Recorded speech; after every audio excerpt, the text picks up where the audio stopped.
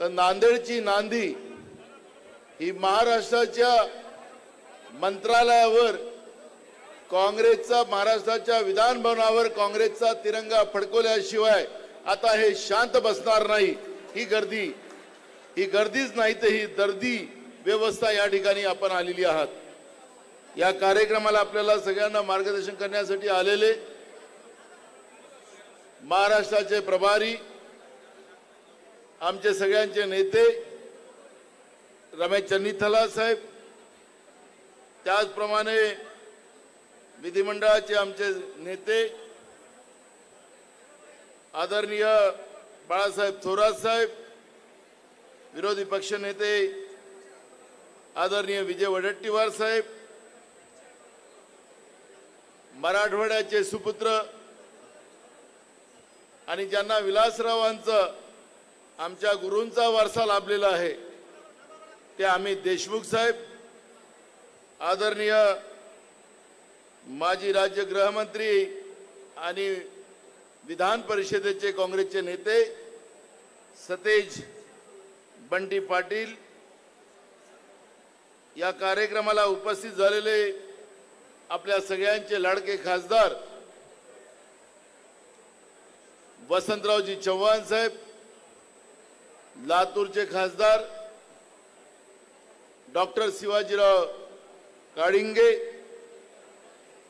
आदरणीय आमच्या जिल्ह्याचे काँग्रेसचे अध्यक्ष BR काका कदम, त्याचप्रमाणे आमचे दुसरे अध्यक्ष हनुमंत पाटील माजी आमदार साहेब, त्याचप्रमाणे माजी महापौर आणि नांदेड शहराचे आमचे अध्यक्ष हाजी सत्तार साहेब, आमचे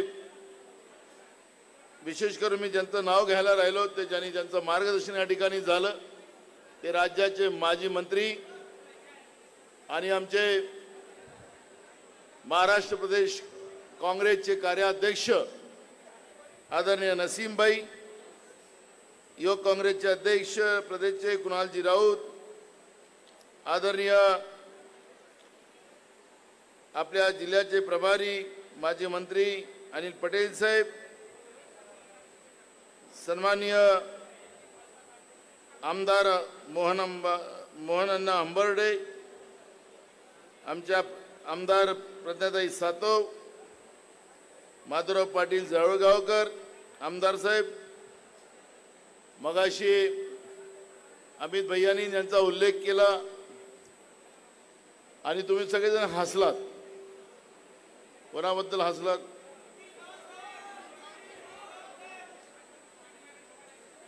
त्यांच्याबद्दलचा एक गैरसमज पसरवला जातोय। ते खऱ्या अर्थानं लोकसभेच्या निवडणुकीमध्ये आणि 12 फरवरीला, कारण की आपल्याला देशाला स्वातंत्र्य मिळालं 15 ऑगस्ट 1947 ला आणि आमच्या मराठवाड्याला स्वातंत्र्य केव्हा? 1 वर्षाच्या नंतर। मराठवाड्याला आरक्षण, आदरणीय हमारे मराठवाड़ा को जो आज़ादी मिली है, देश को पूरे 15 अगस्त को मिली है, लेकिन हमारे मराठवाड़ा को जो आज़ादी मिली वो 1 साल के बाद मिली है, पहले नहीं मिली।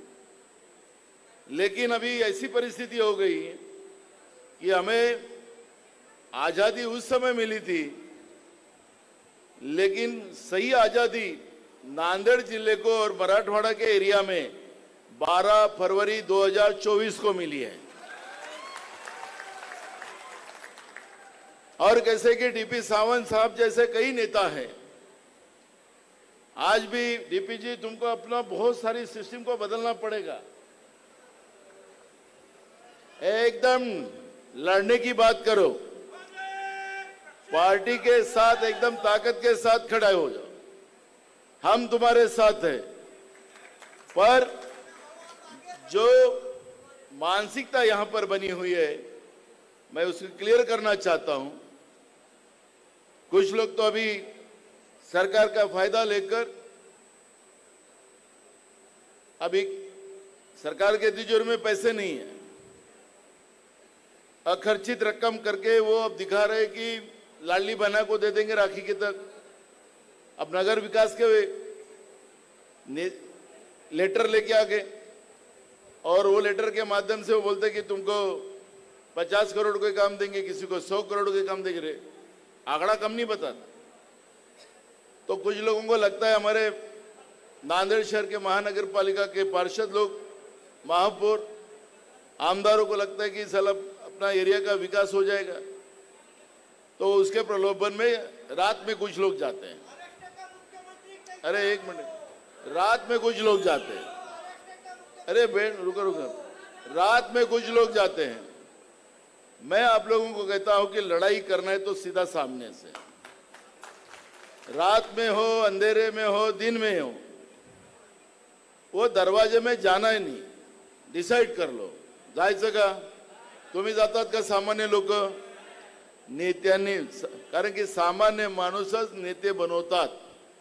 नेता डायरेक्ट बनतो का? डॉक्टर बाबासाहेब आंबेडकरांनी आपल्यासाठी संविधान जो दिलेला आहे, त्या संविधानामध्ये एक मत देण्याचा अधिकार आपल्याला सगळ्यांना दिलेला आहे। किती श्रीमंत माणूस असो, त्याला काही त्याच्या श्रीमंतीच्या आधारावर त्याला मत वाढवायचे काही अधिकार नाही, त्यालाही एक मत देण्याचा अधिकार आहे। आणि त्या मताच्या भरोशावर पहिले राजाच्या म्हणजे राणीच्या पोटातून राजा जन्माला यायचा, आता लोकांच्या मतानं आपण लोकशाहीमध्ये नेता तयार करतो, राजा नाही करत।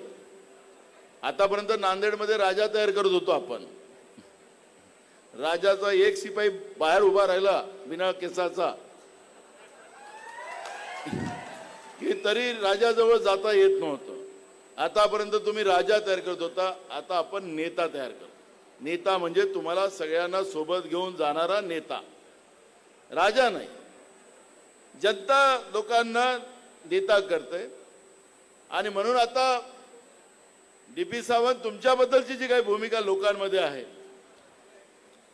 ती भूमिका मी तुमची इथं स्पष्ट करतोय की डीपी सावंत आता ही चूक करणार नाही, अजिबात त्याच्या दारातही जाणार नाही। आणि जी काही पदं असतील, त्या संस्था खूप आहेत ना, ज्या संस्था आहेत त्या संस्थांच्याही पदातून मुक्त होऊन जा तुम्ही, म्हणजे डाऊटच संपून जाते। ही जी काही इथं आता सध्या मला अनेक लोक भेटलेत, काल पण म्हटलेत मला, ते म्हणतात साहेब आम्हाला बोलवलं नाही, आमच्या गळ्यामध्ये पट्टा टाकून दिला। अनेक लोक आहेत की त्यांच्या गळ्यामध्ये जबरदस्ती पट्टा टाकला। आता जबरदस्ती पट्टा टाकत असेल आणि फोटो काढला आणि ते व्हायरल झालं। सध्या नांदेडमध्ये व्हॉट्सअप युनिव्हर्सिटी जोरात चाललेली आहे, भयानक चाललेली आहे। कोण कुठं चालला, कोण कुठं चालला, व्हॉट्सअप युनिव्हर्सिटी एकदम तेज आहे नांदेडमध्ये, आहे की नाही?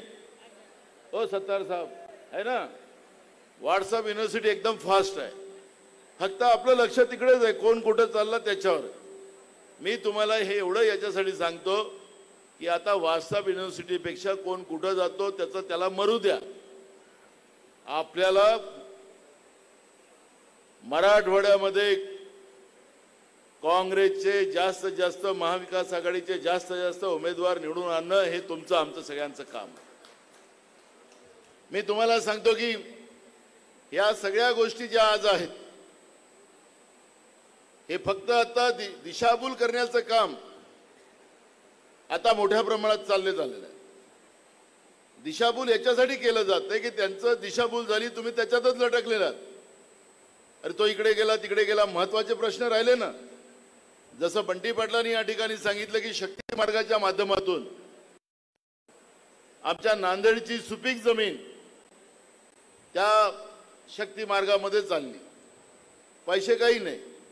नागपूर ते गोवा अशा पद्धतीचा शक्ती मार्ग तयार केला जातो। पण आता मूळ मुद्द्यापासून आपण बाजूला गेलो, तो शेतकरी परेशान झाला, तो आत्महत्या करतोय। आपलाच भाऊ बंद, शेतकऱ्याची जात नसते, मी अनेकदा सांगितलेलं आहे। शेतकरी तो मुसलमान पण असेल, शेतकरी तो हिंदू पण असेल, तो मराठा पण असेल, तो ओबीसी पण असेल, अशा शेतकऱ्यांची जात नसते, शेतकरी एक असतो आणि शेतकऱ्यांनी आत्महत्या केली या देशातला, कारण की आपला